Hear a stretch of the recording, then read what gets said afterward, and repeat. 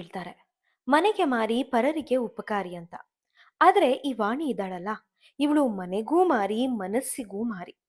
ಹೊರಗೆ ಸುರಿತಾ ಇರೋ ಈ ಮಳೆ ಕಾದಿರೋ ಮಣ್ಣನ್ನ ತಂಪು ಮಾಡಬಹುದು. ಆದ್ರೆ ಸುಟ್ಟು ಬೂದಿಯಾಗ್ತಿರೋ ವಾಣಿಯ ಅಹಂಕಾರದ ಕೆಂಡವನ್ನ ಆರಿಸೋಕೆ ಆ ಮಳೆರಾಯನಿಗೂ ಸಾಧ್ಯ ಇಲ್ಲ. ಮದುವೆ ಆಗಿ 6 ತಿಂಗಳು ಕಳೆಯೋ ಮುಂಚೆನೆ ಗಂಡನ ಮನೆಯನ್ನ ನರಕ ಮಾಡಿ ತನ್ನ ಹಠ ಸಾಧಿಸೋಕೆ ತವರು ಮನೆಗೆ ಬಂದು ನಿಂತಿದ್ದಾಳೆ ಈ ವಾಣಿ. ಕೈಯಲ್ಲಿದ್ದ ಆ ಬ್ಯಾಗ್ ಅವಳ ಬಟ್ಟೆಗಳನ್ನಲ್ಲ, ಅವಳ ಬದುಕಿನ ಒಡೆದ ಚೂರುಗಳನ್ನ ಹೊತ್ತು ತಂದಿದೆ. ಇದನ್ನ ನೋಡಿ ವಾಣಿ ಅಣ್ಣ ವಾಸು ಒಂದು ಕ್ಷಣ ಬಿಚ್ಚಿಬಿದ್ಬಿಟ್ಟ. ವಾಣಿ, ಇದೇನಮ್ಮ ಈ ಅವತಾರ? ಯಾಕೆ ತರ ಮಳೆಯಲ್ಲಿ ನೆಂದು ಬಂದಿದೀಯಾ? ಮೋಹನ್ ಎಲ್ಲಿ? ಅವನನ್ನ ಹೊರಗ್ ಬಿಟ್ಟು ಬಂದೆ ಹೇಗೆ ಅಂತ ಕೇಳ್ದ. ಅದಕ್ಕೆ ವಾಣಿ ತನ್ನ ಅಹಂಕಾರದ ದನಿಯಲ್ಲಿ, ಅಣ್ಣ, ಅವನ್ ಬಂದಿಲ್ಲ. ನಾನೇನು ಅವನ ಮನೆ ಆಳಲ್ಲ. ನನ್ನನ್ನ ಅರ್ಥ ಮಾಡ್ಕೊಳ್ದೆ ಇರೋ ಆ ಮನುಷ್ಯನ ಜೊತೆ ನಾನು 1 ನಿಮಿಷ ಕೂಡ ಇರಲ್ಲ. ಅವನ್ ಸಹವಾಸ ಸಾಕು. ಈ ಮನೇಲಿ ನನಗೂ ಪಾಲಿದೆ. ಇನ್ಮೇಲೆ ನಾನು ಇಲ್ಲೇ ಇರೋದು ಅಂದ್ಬಿಟ್ಲು. ವಾಣಿಯ ಈ ಮಾತು ಕೇಳಿ ವಾಸುಗೆ ಸಿಡಿಲು ಬಡಿದಂತಾಯ್ತು. ಆದ್ರೆ ಅಡುಗೆ ಮನೆಯ ಬಾಗಿಲಲ್ಲಿ ನಿಂತು ಇದನ್ನೆಲ್ಲ ನೋಡ್ತಿರೋ ಅತ್ತಿಗೆ ರಾಧಾಳ ಮುಖದಲ್ಲಿ ಮಾತ್ರ ಒಂದು ಕುಹಕದ ನಗು ಇತ್ತು. ವಾಣಿ ಹೇಳಿದ ಮಾತಿಗೆ ಅಣ್ಣ ವಾಸು ಉತ್ತರ ಇಲ್ಲದೆ ತಲೆ ತಗ್ಗಿಸಿ ನಿಂತ್ಬಿಟ್ಟ. ಆದ್ರೆ ಅಡುಗೆ ಮನೆಯಲ್ಲಿ ಇರೋ ರಾಧಾ ಸುಮ್ಮನೆ ಇರೋ ಹೆಣ್ಣಲ್ಲ. ಅವಳಿಗೆ ಚೆನ್ನಾಗ್ ಗೊತ್ತು, ವಾಣಿ ಈ ಮನೆಗೆ ಬಂದಿರೋದು ಪ್ರೀತಿಗಲ್ಲ, ತನ್ನ ಅಹಂಕಾರಕ್ಕೆ ಒಂದು ಆಸರೆ ಹುಡುಕಿ ಅಂತ. ಆಗ ಅತ್ತಿಗೆ ರಾಧಾ ಮುಂದೆ ಬಂದು ವ್ಯಂಗ್ಯದ ದನಿಯಲ್ಲಿ, ಬಾ ವಾಣಿ ಬಾ, ಮನೆ ಬಾಗಿಲನ್ನ ಒದ್ಕೊಂಡು ಬರೋಕೆ ಇದು ಹೋಟೆಲ್ ಅಂದ್ಕೊಂಡಿದೀಯಾ ಅಥವಾ ನಿನ್ ಗಂಡನ್ ಮನೆ ಅಂದ್ಕೊಂಡಿದೀಯಾ? ದೊಡ್ಡೋರು ಹೇಳ್ತಾರೆ, ಕೈ ಕೆಸರಾದ್ರೆ ಬಾಯಿ ಮೊಸರು ಅಂತ. ಆದ್ರೆ ನೀನ್ ಕೈಯನ್ನು ಕೆಸರು ಮಾಡ್ಕೊಳ್ಳಲ್ಲ, ಬಾಯಿಗೆ ಮೊಸರು ಬೇಕು ಅಂತ ಹಠ ಮಾಡೋ ಜಾತಿ ಅಲ್ವಾ? ರಾಧಾಳ ಈ ಮಾತು ಕೇಳಿ ವಾಣಿಗೆ ಮೈಯೆಲ್ಲ ಉರಿಯೋಕೆ ಶುರುವಾಯ್ತು. ಅಣ್ಣನ ಮುಖ ನೋಡಿದ್ಲು. ಆದ್ರೆ ವಾಸು ಸೈಲೆಂಟ್ ಆಗಿದ್ದ. ವಾಣಿ ಅತ್ತಿಗೆಯ ಹತ್ರ ಬಂದು ಕಣ್ಣು ಕೆಂಪು ಮಾಡ್ಕೊಂಡು ನಿಂತ್ಲು. ನೋಡತ್ಗೆ, ನಾನು ಈ ಮನೆ ಮಗಳು.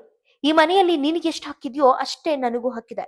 ನನಗೆ ರಿಟೆಕ್ ರಿಟೆಕ್ ರಿಟೆಕ್ ರಿಟೆಕ್ ರಿಟೆಕ್ ನನ್ಗೆ ಕಾಫಿ ತಂದ್ಕೊಡೋದು ಬಿಟ್ಟು ಇಲ್ದೇ ಇರೋ ಪುರಾಣ ಹೇಳ್ಬೇಡ. ನಾನಿನ್ ಮೇಲಿಂದ ಇಲ್ಲೇ ಇರ್ತೀನಿ. ಆ ಮೋಹನ್ ಹತ್ರ ಮಾತ್ರ ನಾನ್ ಹೋಗಲ್ಲ.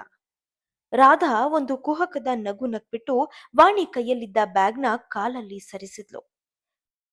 ಹಕ್ಕಿದೆ ವಾಣಿ, ಆದ್ರೆ ಅದು ಈ ಮನೆ ಮಗಳಾಗಿ ಬಂದಾಗ ಮಾತ್ರ. ಗಂಡನ್ ಮನೆ ನರಕ ಮಾಡಿ ಸಂಸಾರಕ್ಕೆ ಬೆಂಕಿ ಹಚ್ಚಿ ಬಂದಿರೋ ನಿನ್ಗೆ ಈ ಮನೇಲಿರೋದು ಕೇವಲ ಅತಿಥಿ ಸ್ಥಾನ ಮಾತ್ರ.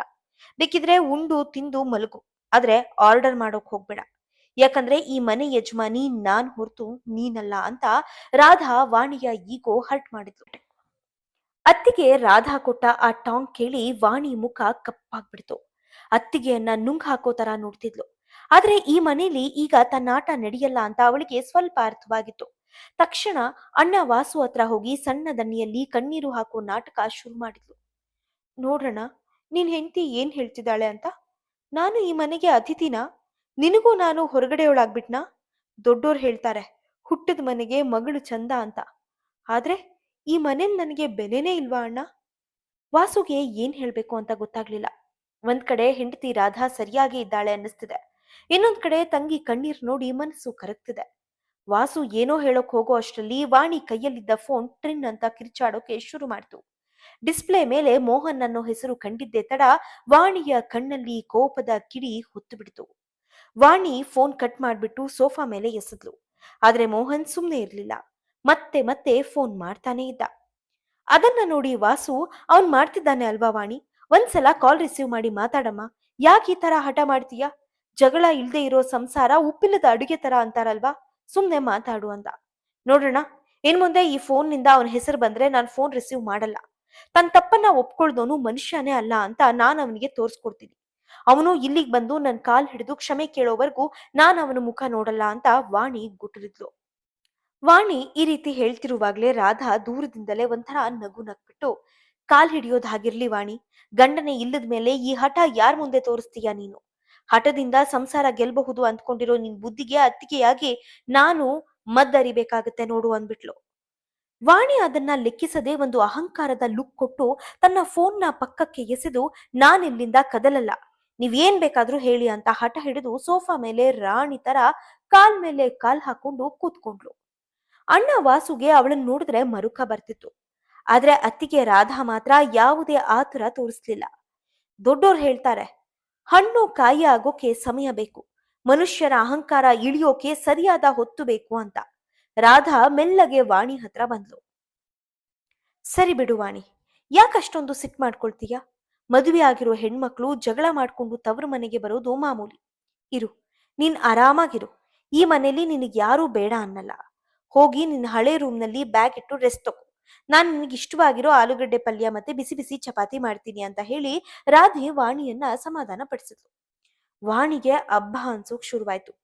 ಅತ್ತಿಗೆ ತನ್ನ ಸೈಡ್ ಬಂದ್ಲು ಅನ್ಕೊಂಡು ಅವಳ ಮುಖದಲ್ಲಿ ಒಂದು ವಿಕ್ಟರಿ ಸ್ಮೈಲ್ ಪಾಸ್ ಆಯ್ತು. ನೋಡೋಣ, ನಿನ್ ಹೆಂಡತಿಗೂ ಗೊತ್ತಾಯ್ತು ಈ ಮನೆ ಮಗಳು ನಾನು ಅಂತ ಅನ್ನೋ ತರ ವಾಸು ಕಡೆ ಒಂದು ನೋಟ ಬೀರಿದ್ಲು. ಮಾನ್ಯ ದಿನ ಬೆಳಿಗ್ಗೆ ಮಲೆನಾಡಿನ ಆ ತಂಪಾದ ಗಾಳಿ ಮೈಗೆ ಸೋಕ್ತಿದ್ದ ಹಾಗೆ ವಾಣಿ ನಿಧಾನಕ್ಕೆ ಕಂಡ್ಬಿಟ್ಲು. ಅತ್ತಿಗೆ ನಿನ್ನೆ ರಾತ್ರಿ ತುಂಬಾ ಪ್ರೀತಿಯಿಂದ ನಡೆದುಕೊಂಡಿದ್ದಕ್ಕೆ ವಾಣಿಗೆ ತನ್ನ ತವರು ಮನೆಯಲ್ಲಿ ನಾನೇ ಮಹಾರಾಣಿ ಅನ್ನೋ ಗರ್ವ ಇನ್ನೂ ಜಾಸ್ತಿ ಆಗಿತ್ತು. ಮೆಲ್ಲಗೆ ಎದ್ದು ಹಾಲ್ಗೆ ಬಂದು ಸೋಫಾ ಮೇಲೆ ರಾಣಿ ತರ ಕುತ್ಕೊಂಡು, ಅದಕ್ಕೆ ಎಲ್ಲಿದ್ದೀರಾ, ಒಂದ್ ಕಪ್ ಸ್ಟ್ರಾಂಗ್ ಕಾಫಿ ತನ್ನಿ. ಆ ಮೋಹನ್ ಮನೇಲಿ ಬೆಳಿಗ್ಗೆ 6 ಗಂಟೆಗೆಲ್ಲ ಎಬ್ಸಿ ಕಾಫಿ ಮಾಡು ಅಂತ ತಲೆ ತಿಂತಿದ್ದ. ಇಲ್ಲಿ ಅಟ್ಲೀಸ್ಟ್ ನೆಮ್ಮದಿಯಿಂದ ನಿದ್ದೆ ಮಾಡ್ದೆ ಅಂತ ಹೇಳಿದ್ಲು. ಅಡುಗೆ ಮನೆಯಲ್ಲಿದ್ದ ರಾಧಾ ಮುಖದಲ್ಲಿ ಒಂದು ನಗು ಮಿಂಚಿ ಹೋಯ್ತು. ರಾಧಾ ಕೈಯಲ್ಲಿ ಕಾಫಿ ಲೋಟ ಹಿಡ್ಕೊಂಡು ತುಂಬಾ ವಿನಯದಿಂದ ಬಂದು ವಾಣಿ ಮುಂದೆ ನಿಂತ್ಲು. ರಾಧಾ ತುಂಬಾ ನಯವಾಗಿ, ತಗೋ ವಾಣಿ, ನಿಂಗೆ ಇಷ್ಟ ಅಂತ ಶುಂಠಿ ಹಾಕಿ ಸ್ಟ್ರಾಂಗ್ ಆಗಿ ಕಾಫಿ ಮಾಡಿದ್ದೀನಿ. ಪಾಪ, ಆ ಮೋಹನ್ ಮನೇಲಿ ನಿನಗೆ ಎಷ್ಟ್ ಕಷ್ಟ ಇತ್ತೋ ಏನೋ. ದಿನ ಬೆಳಿಗ್ಗೆ ಎದ್ದು ಕೆಲಸ ಮಾಡೋದು ಅಂದ್ರೆ ಸುಮ್ನೆನಾ? ದುಡಿಮೆಯೇ ದೈವ ಅಂತಾರೆ. ಆದ್ರೆ ನಿನಗ ಮಾತ್ರ ಅದು ದೆವ್ವದ ತರ ಕಾಡ್ತಿತ್ತು ಅಲ್ವಾ ಅಂತ ಅಂದ್ಬಿಟ್ಲು. ವಾಣಿ ಕಾಫಿ ಸಿಪ್ ಮಾಡ್ತಾ ತಲೆ ಅಲ್ಲಾಡ್ಸಿದ್ಲು. ಅತ್ತಿಗೆ ತನ್ನ ಕಷ್ಟಕ್ಕೆ ಸಾಥ್ ಕೊಡ್ತಿದ್ದಾಳೆ ಅಂತ ಅವಳು ಫುಲ್ ಖುಷಿಯಾಗಿದ್ಲು. ರಾಧಾ ಮೆಲ್ಲಗೆ ವಾಣಿ ಹತ್ತಿರ ಕೂತು ಅವಳ ತಲೆ ಸವರುತ್ತಾ, ಖಂಡಿತ ಬರ್ತಾನೆ ವಾಣಿ. ಆದ್ರೆ ಅವನು ಬಂದಾಗ ನೀನ್ ಹೀಗೆ ಸೋಫಾ ಮೇಲೆ ಕೂತಿದ್ರೆ ಅವನಿಗೆ ನಿನ್ ಬೆಲೆ ಹೇಗ್ ಗೊತ್ತಾಗುತ್ತೆ? ನೀನು ಈ ಮನೇಲಿ ಎಷ್ಟ್ ಕೆಲ್ಸ ಮಾಡ್ತೀಯಾ, ನಿನಗೆ ಎಷ್ಟ್ ಜವಾಬ್ದಾರಿ ಇದೆ ಅಂತ ನೋಡಿದ್ರೆ ಅವನಿಗೆ ಭಯ ಶುರುವಾಗುತ್ತೆ. ಅದಕ್ಕೆ ಇವತ್ತಿಂದ ಮನೇಲಿ ಒಂದ್ ಸಣ್ಣ ಕೆಲ್ಸಾನು ಬಿಡದೆ ಎಲ್ಲಾನು ನೀನೇ ಮಾಡು.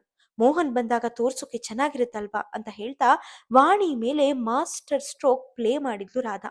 ರಾಧಾಳ ಈ ಮೆನಿಪ್ಯುಲೇಷನ್ ವಾಣಿಗೆ ಅರ್ಥನೇ ಆಗ್ಲಿಲ್ಲ.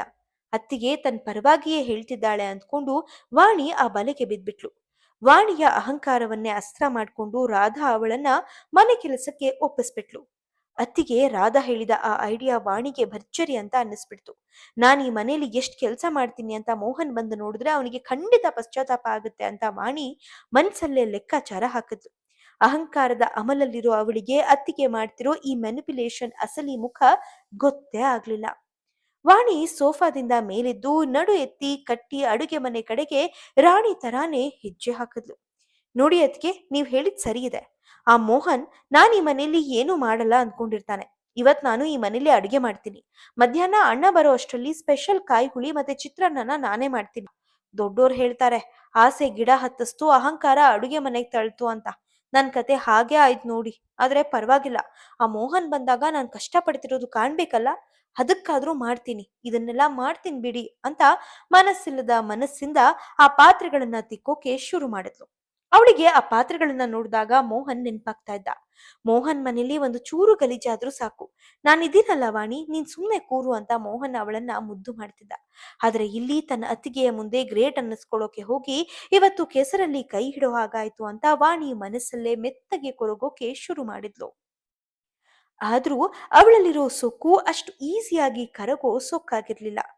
ನೋಡು ಮೋಹನ್, ನೀನು ನನ್ನನ್ನ ಸರಿಯಾಗಿ ನೋಡ್ಕೊಂಡಿದ್ದಿದ್ರೆ ನಾನು ಇಲ್ಲಿ ಬಂದು ಈ ಹಾಳಾದ ವಾಸನೆ ಬರ್ತಿರೋ ಪಾತ್ರೆಗಳನ್ನ ಯಾಕೆ ತಿಕ್ಬೇಕಿತ್ತು? ಅದಕ್ಕೆ ಮುಂದೆ ನನ್ ಮರ್ಯಾದೆ ಹೋಗ್ತಿದೆ. ಇದಕ್ಕೆಲ್ಲ ನೀನೇ ಕಾರಣ ಅಂತ ಗೊಣಗ್ತಾ ತನ್ನ ತಪ್ಪನ್ನ ಒಪ್ಪಿಕೊಳ್ಳದೆ ತನ್ನ ಕಷ್ಟಕ್ಕೆಲ್ಲ ಗಂಡನೇ ಕಾರಣ ಅಂತ ದೂರ್ತಾ ಕೆಲಸ ಮುಂದುವರಿಸಿದ್ಲು. ಅತ್ತಿಗೆ ರಾಧಾ ದೂರ ನಿಂತು ಇದನ್ನೆಲ್ಲ ನೋಡಿ, ಸ್ವಲ್ಪ ದಿನ ಇರು, ನಿನ್ ಈ ಅಹಂಕಾರದ ಬಾಲನ ನಾನೇ ಕಟ್ ಮಾಡ್ತೀನಿ ಅಂತ ಅಪ್ಪಿಸಿಕೊಟ್ಟಿದ್ಲು.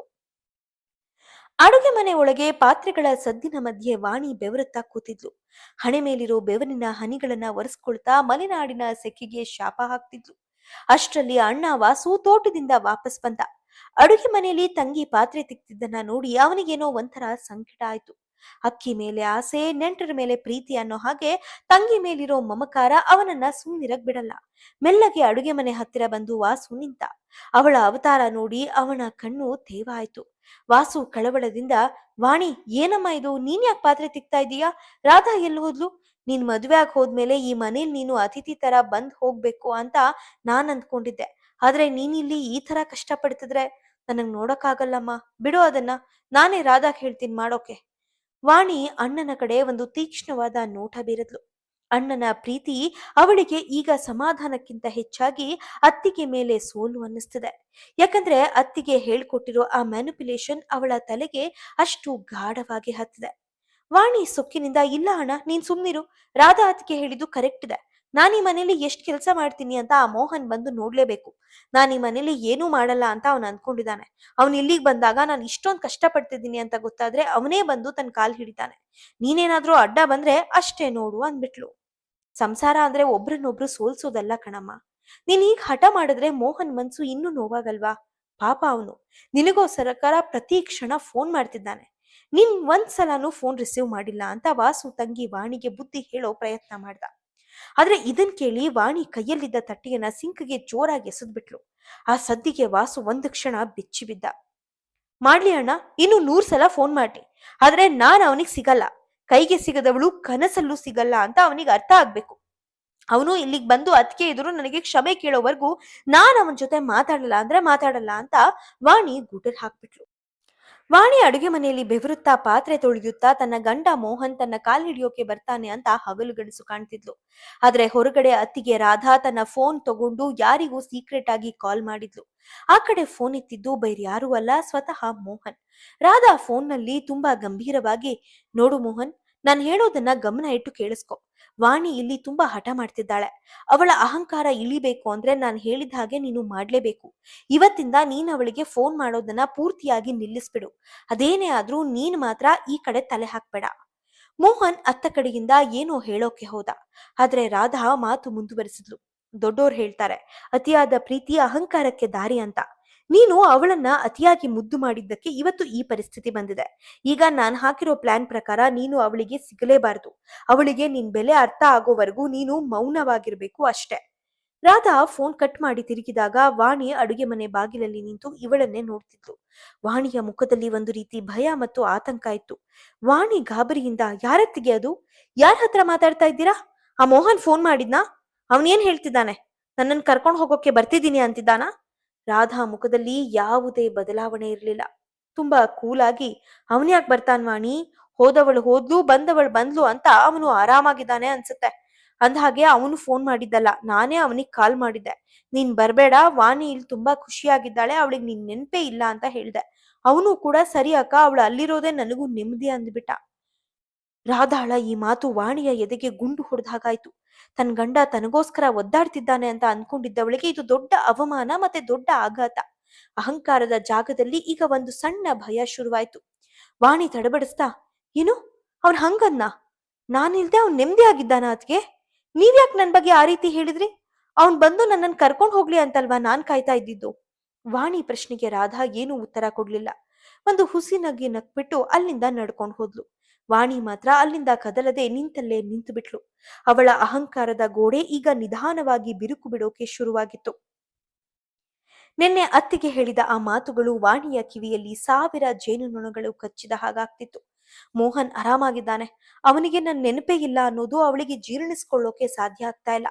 ದಿನ 10 ಸಾರಿ ಫೋನ್ ಮಾಡಿ ಕಾಟ ಕೊಡ್ತಿದ್ದವನು ಇವತ್ತು ಒಂದೇ ಒಂದು ಮಿಸ್ ಕಾಲ್ ಕೂಡ ಕೊಟ್ಟಿಲ್ಲ ಅಂದ್ರೆ ಏನರ್ಥ? ವಾಣಿ ಪದೇ ಪದೇ ತನ್ನ ಫೋನ್ ಚೆಕ್ ಮಾಡ್ತಿದ್ಲು. ಆದ್ರೆ ಸ್ಕ್ರೀನ್ ಮಾತ್ರ ಕಪ್ಪಗಿತ್ತು. ದೊಡ್ಡೋರು ಹೇಳ್ತಾರೆ, ಮಾತಿನ ಏಟು ಮಾಯವಾಗಬಹುದು, ಆದ್ರೆ ಮೌನದ ಏಟು ಮನುಷ್ಯನನ್ನ ಒಳಗಿಂದ ಕೊರಿಯುತ್ತೆ ಅಂತ. ವಾಣಿಯ ಸ್ಥಿತಿ ಈಗ ಅದೇ ಆಗಿತ್ತು. ವಾಣಿ ಗಾಬರಿಯಿಂದ ಅತ್ತಿಗೆ ಹತ್ರ ಹೋಗಿ, ಅತ್ತಿಗೆ, ನಿಜವಾಗ್ಲೂ ಮೋಹನ್ ಹಂಗ್ ಹೇಳದ್ನಾ? ನಾನ್ ಇಲ್ದೆ ಅವನು ನೆಮ್ಮದಿಯಾಗಿದ್ದಾನ ಅಂತ? ಅವನಿಗೆ ನಾನಂದ್ರೆ ಅಷ್ಟು ತಾತ್ಸಾರನ? 6 ತಿಂಗಳ ಪ್ರೀತಿಗೆ ಇಷ್ಟೇನಾ ಬೆಲೆ? ರಾಧಾ ಮನೆಯ ಹಾಲ್ನಲ್ಲಿ ಕೂತು ಆರಾಮಾಗಿ ಸೊಪ್ಪು ಬಿಡಿಸ್ತಾ ಇದ್ಲು. ವಾಣಿ ಅಷ್ಟು ಕಂಗಾಲಾಗಿದ್ರು ರಾಧಾ ಮಾತ್ರ ತುಂಬಾ ಕೂಲ್ ಆಗಿದ್ಲು. ಅಲ್ಲ ವಾಣಿ, ನಿನಗ್ ಬೇಕಾಗಿದ್ದು ಅದೇ ಅಲ್ವಾ? ಅವ್ನ್ ಬರಬಾರ್ದು, ನೀನ್ ಇಲ್ಲಿ ರಾಜ್ಕುಮಾರಿ ತರ ಇರಬೇಕು ಅಂದ್ಕೊಂಡಿದ್ದೆ. ಈಗ ಅವನು ಬರ್ತಿಲ್ಲ ಅಂದ್ಮೇಲೆ ನಿನಗ್ ಖುಷಿ ಆಗ್ಬೇಕಲ್ಲ? ಯಾಕೆ ಒಳ್ಳೆ ಮುಖ ಸಣ್ಣ ಮಾಡ್ಕೊಂಡಿದ್ಯಾ? ಕೈಗ್ ಬಂದ್ ತುತ್ತು ಬಾಯಿಗ್ ಬರ್ಲಿಲ್ಲ ಅಂತ ಬೇಜಾರಾ? ಈಗ್ಲಾದ್ರೂ ಅರ್ಥ ಮಾಡ್ಕೊ, ಜಗತ್ತು ನಿನಗೋಸ್ಕರ ಕಾಯಲ್ಲ. ವಾಣಿಗೆ ಮಾತೇ ಬರ್ಲಿಲ್ಲ. ಮೋಹನ್ ಜೊತೆ ಜಗಳ ಆಡಿದ ಪ್ರತಿ ಕ್ಷಣ ಅವಳ ಕಣ್ಣು ಮುಂದೆ ಬಂದು ಹೋಗ್ತಾ ಇತ್ತು. ಅಷ್ಟರಲ್ಲಿ ಅತ್ತಿಗೆ ರಾಧಾ ಕೈಯಲ್ಲಿ ಒಂದು ಬಿಳಿ ಬಣ್ಣದ ಕವರ್ ಹಿಡ್ಕೊಂಡು ಗಾಬರಿಯಿಂದ ರೂಮ್ ಒಳಗೆ ಬಂದ್ಲು. ರಾಧಾ ಉಸಿರುಗಟ್ಟಿದ ಹಾಗೆ ಗಾಬರಿಯಲ್ಲಿ ಬಂದು, ವಾಣಿ ವಾಣಿ, ಇದೇನಿದು? ಈಗ ತಾನೇ ಯಾರೋ ಒಬ್ಬ ಬಂದು ಈ ಪತ್ರ ಕೊಟ್ಟು ಹೋದ, ಇದರಲ್ಲಿ ಏನಿದೆ ಅಂತ ನೋಡು, ಮೋಹನ್ ಕಡೆಯಿಂದ ಬಂದಿರೋ ತರ ಇದೆ. ವಾಣಿ ನಡುಗೋ ಕೈಗಳಿಂದ ಆ ಪತ್ರ ಇಸ್ಕೊಂಡ್ಲು. ಕವರ್ ಮೇಲೆ ದೊಡ್ಡದಾಗಿ ಲೀಗಲ್ ನೋಟಿಸ್ ಅಂತ ಬರೆದಿತ್ತು. ಅದನ್ನ ತೆರೆದು ನೋಡಿದ ವಾಣಿಗೆ ಒಂದು ಕ್ಷಣ ಭೂಮಿ ಬಾಯಿ ಬಿಟ್ಟ ಹಾಗಾಯ್ತು. ಅದರಲ್ಲಿ ನಮಗೆ ಹೊಂದಾಣಿಕೆ ಆಗ್ತಿಲ್ಲ, ಹಾಗಾಗಿ ನಾನು ನಿಮಗೆ ಡಿವೋರ್ಸ್ ನೀಡ್ತಿದ್ದೀನಿ ಅಂತ ಬರೆದಿತ್ತು. ಇಲ್ಲ ಇಲ್ಲ ಅತಿಗೆ, ಇದು ಸುಳ್ಳು. ಮೋಹನ್ ಹೀಗ್ ಮಾಡೋಕ್ ಸಾಧ್ಯನೇ ಇಲ್ಲ. ಅವನು ನನ್ನ ಬಿಟ್ಟು ಇರೋಲ್ಲ ಅಂತ ಗೊತ್ತು. ಇದು ಯಾರೋ ಸುಮ್ಮನೆ ಕಳಿಸಿರೋದಕ್ಕೆ, ಇದು ಸುಳ್ಳು ಅಂತ ಕಿರ್ಚ್ತಿದ್ಲು.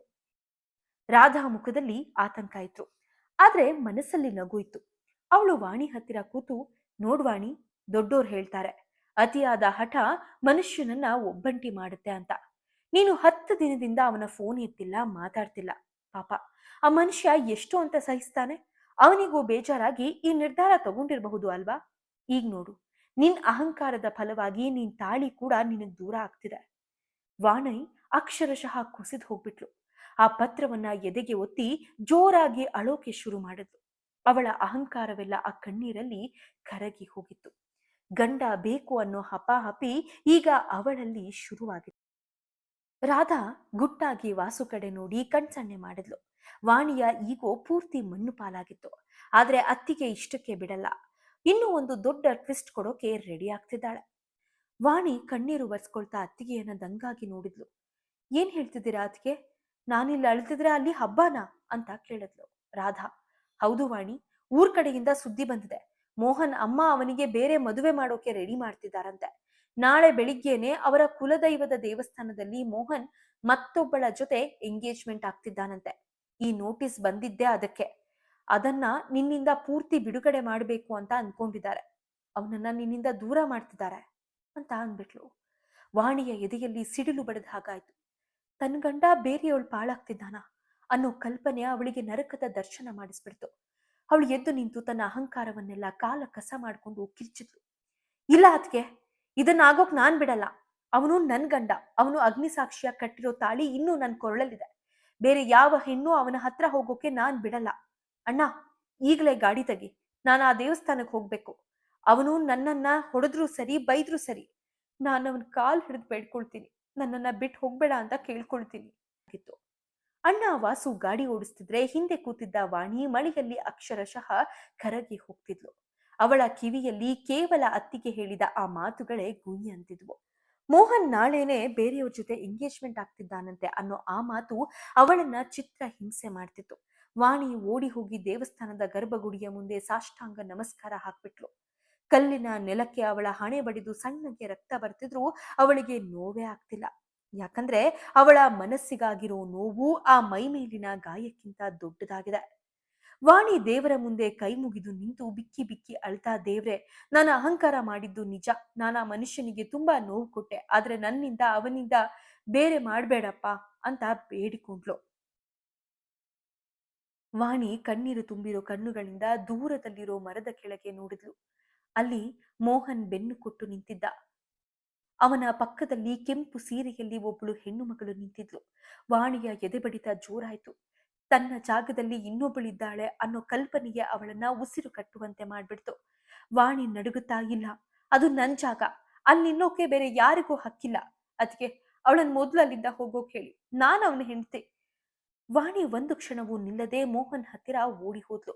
ಮಳೆ ನಿಂತಿದ್ರು ಅವಳ ಕಣ್ಣಲ್ಲಿ ಮಾತ್ರ ಕಣ್ಣೀರಿನ ಮಳೆ ಸುರಿತಾನೆ ಇತ್ತು. ಮೋಹನ್ ಹತ್ತಿರ ಹೋಗಿ ಅವನ ಶರ್ಟ್ ಹಿಡಿದು ಎಳೆದು ತನ್ನ ಕಡೆ ತಿರುಗಿಸಿಕೊಂಡ್ಲು ವಾಣಿ. ಮೋಹನ್, ನನ್ ಕಡೆ ನೋಡು ಮೋಹನ್, ನಾನು ವಾಣಿ, ನಿನ್ನ ಪ್ರೀತಿಯ ವಾಣಿ. ನೀನ್ ಬೇರೆ ಯಾರನ್ನು ಮದುವೆ ಆಗೋಕೆ ನಾನ್ ಬಿಡಲ್ಲ. ಬೇಕಿದ್ರೆ ನನ್ನನ್ನ ಇಲ್ಲೇ ಕೊಂದು ಹಾಕ್ಬಿಡು, ಆದ್ರೆ ನನ್ನನ್ನು ಬಿಟ್ಟು ಹೋಗ್ಬೇಡ ಮೋಹನ್. ಮೋಹನ್ ವಾಣಿಯನ್ನ ನೋಡಿ ಸ್ತಬ್ಧನಾಗಿ ನಿಂತ. ವಾಣಿ ಅವನ ಕಾಲನ್ನ ಹಿಡಿದು ಜೋರಾಗಿ ಅಳೋಕೆ ಶುರು ಮಾಡಿದ್ಲು. ಅವಳ ಆ ಅಹಂಕಾರ, ಆ ಸೊಕ್ಕು ಎಲ್ಲವೂ ಇವತ್ತು ಆ ಮಣ್ಣಿನಲ್ಲಿ ಕರಗಿ ಹೋಗಿತ್ತು. ಅಷ್ಟರಲ್ಲಿ ಆ ಪಕ್ಕದಲ್ಲಿರೋ ಹೆಣ್ಣು ಮಗಳು ಮುಂದೆ ಬಂದ್ಲು. ವಾಣಿ ನೆಲದ ಮೇಲೆ ಬಿದ್ದು ಮೋಹನ್ ಕಾಲ್ ಹಿಡಿದು ಅಳ್ತಿದ್ಲು. ನನ್ನನ್ನ ಬಿಟ್ಟು ಹೋಗ್ಬೇಡ, ಬೇರೆಯವಳನ್ನ ಮದುವೆ ಆಗ್ಬೇಡ ಅಂತ. ವಾಣಿ ಕಣ್ಣೀರು ಒರೆಸ್ಕೊಂಡು ಗಾಬರಿಯಿಂದ ಅವಳನ್ನ ನೋಡಿದ್ಲು. ಆ ಕೆಂಪು ಸೀರೆಯ ಹುಡುಗಿ ನಗುತ್ತಾ, ವಾಣಿಯವರೇ ಯಾಕಿಷ್ಟು ಅಳ್ತಿದ್ದೀರಾ? ನಾನು ಮೋಹನ್ ಸ್ಕೂಲ್ ಮೇಟ್ ಸ್ವಾತಿ ಅಂತ. ನನ್ನ ಮದುವೆ ನನ್ನ ಬಾಯ್ ಫ್ರೆಂಡ್ ವರುಣ್ ಜೊತೆ ಇದೇ ದೇವಸ್ಥಾನದಲ್ಲಿ ನಡೀತಿದೆ. ಮೋಹನ್ ನಿಮ್ಗೆ ಸರ್ಪ್ರೈಸ್ ಕೊಡ್ಬೇಕು ಅಂತ ಇಲ್ಲಿ ಕರ್ಕೊಂಡ್ ಬಂದಿದ್ದ. ಆದ್ರೆ ಅಷ್ಟರಲ್ಲಿ ಡ್ರಾಮಾ ಶುರುವಾಗ್ಬಿಡ್ತು. ವಾಣಿಗೆ ಒಂದ್ ಕ್ಷಣ ಏನಾಗ್ತಿದೆ ಅಂತಾನೆ ಅರ್ಥವಾಗ್ಲಿಲ್ಲ. ಶಾಕ್ನಿಂದ ಸ್ಟ್ಯಾಚು ತರ ನಿಂತ್ಬಿಟ್ಲು. ದೂರದಲ್ಲಿ ನಿಂತಿದ್ದ ಅತ್ತಿಗೆ ರಾಧಾ ಮತ್ತು ಅಣ್ಣ ವಾಸು ಮೆಲ್ಲಗೆ ನಗ್ನಗ್ತಾ ಹತ್ತಿರ ಬಂದ್ರು. ಮೋಹನ್ ವಾಣಿಯ ಕೈ ಹಿಡಿದು ಅವಳ ಕಣ್ಣೀರು ಒರೆಸಿ ತುಂಬಾ ಪ್ರೀತಿಯಿಂದ ಅಪ್ಕೊಂಡ. ನೋಡು ವಾಣಿ, ನಿನಗೆ ಅಹಂಕಾರ, ಈಗೋಗಿಂತ ನಮ್ಮಿಬ್ಬರ ಪ್ರೀತಿ ದೊಡ್ಡದು ಅಂತ ಅರ್ಥ ಆಗ್ಲಿ ಅಂತ ನಿಮ್ಮ ಅತ್ತಿಗೆ ರಾಧಾ ಅವರು ಈ ಎಲ್ಲ ನಾಟಕ ಮಾಡಿಸಿದ್ರು. ಆ ಡಿವೋರ್ಸ್ ನೋಟಿಸ್ ಕೂಡ ಸುಳ್ಳು, ನನ್ನ ಮದ್ವೆ ಸುದ್ದಿನೂ ಸುಳ್ಳು. ನೀನು ಅಹಂಕಾರ ಬಿಟ್ಟು ನನ್ನನ್ನ ಹುಡುಕ್ ಬರ್ತೀಯ ಅನ್ನೋ ನಂಬಿಕೆ ಇತ್ತು. ವಾಣಿ,